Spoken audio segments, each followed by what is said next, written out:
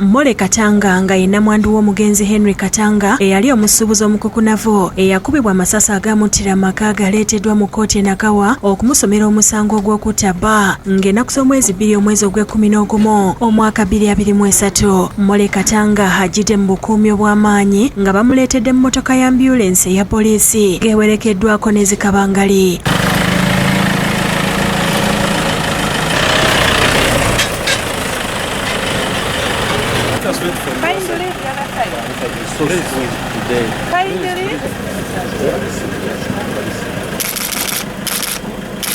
Ajjiddwa mu ambyulensi ng'akwatiriddwa abasawo wakati mu bukuumi obw'amaanyi era ab'amawulire bakugiddwa okumukwata ebifaananyi n'ayingisibwa mu kaduukulu ka kkooti. Oluvanyuma aleeteddwa mu kkooti nga bamuvugira mu kagaali nga ne ku mutwe gwe kusibiddwako ekiwero era kkooti n'etandika. Omulamuzi Aidah Nakkazi ategeezezza nga balina okumusomera omusango era nga bamusomedde ogw'okutta bba Henry Katanga. Omuwaabi wa gavumenti Jonathan Muwaganya ategeezezza kkooti nti ng'omwawaabirwa tannasindikibwa kwa limanda bo nga oludda oluwaabi bamaliriza okunoonyereza ku musango guno era ne basaba asindikibwe mu kkooti enkulu ne baleeta n'obujulizi bwe bagenda okwesigamako mu musango.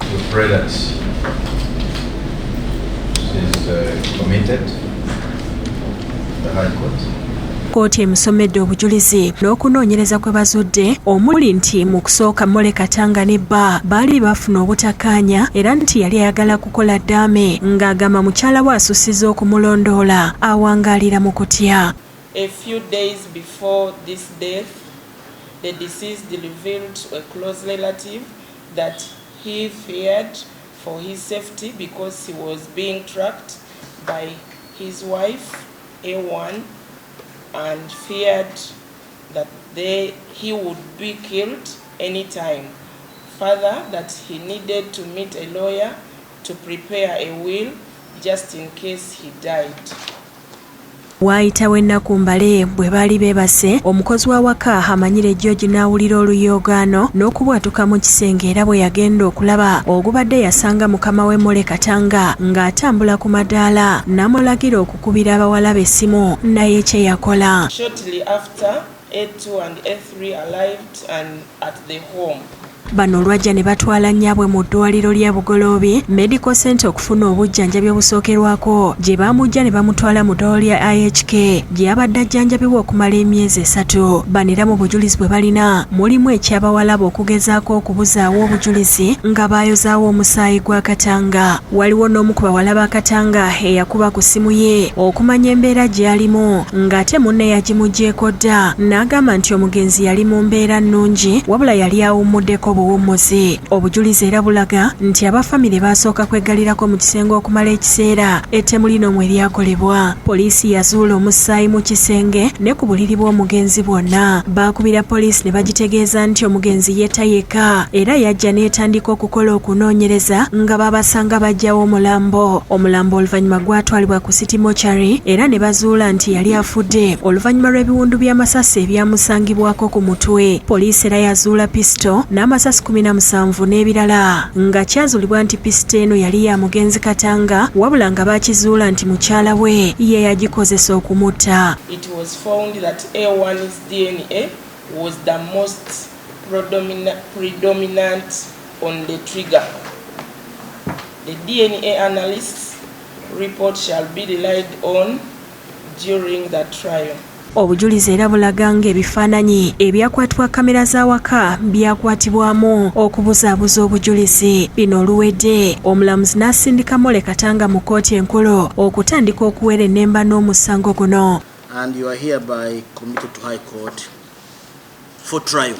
Munnamateeka w'oludda olwawaabirwa Peter Kabasi asabye kkooti eragire ab'amakomera Mole Katanga ajjanjabibwe nga bwe gubadde emyezi 3 emabega. Your worship that this court directs the remand prison authorities to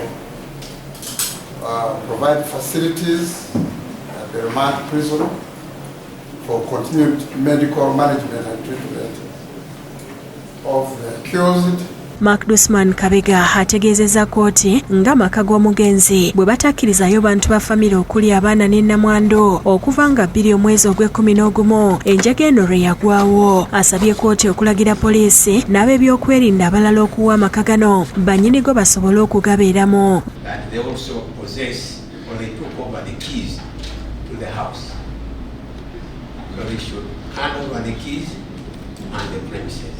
There is no single policeman at the home.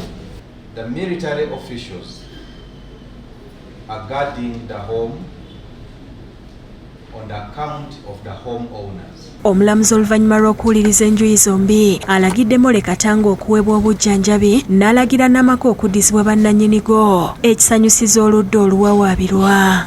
The accused are coming to High Court. Family members should be allowed to stay and access their homes, their home.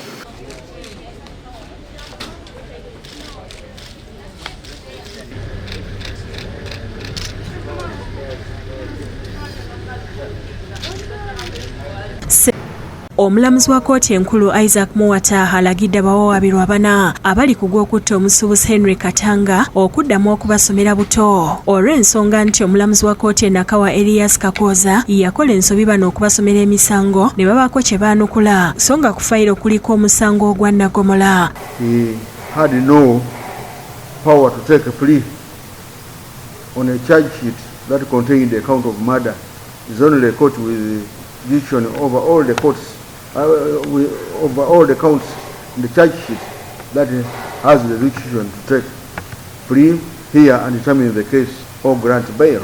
Abawawaabirwa bano abana bakomezeddwawo mu kkooti enkulu nga bano kuliko bawala b'omugenzi 2 okuli Patricia Nkwanzi ne Martha Kakwanza okwosaako omusawo Charles Otai ne Yamanyire George eyali omukuumi w'awaka. Bano bakomezeddwawo okulira okusaba kwabwe okw'okweyimirirwa n'okumanya kiki kkooti kyefunye mu kwekenneenya oludda oluwaabi kye lwasaayo. Ku nsonga y'okuwulira okusaba kw'okweyimirirwa kkooti tesobodde kukuwulira olw'ensonga nti oludda oluwaabi lubadde si lwetegefu kuwulira kuwoza kusaba okw'okweyimirirwa kwa bano era omulamuzi n'ayongezaayo omusango okutuusa ng'ennaku z'omwezi 19 omwezi ogujja.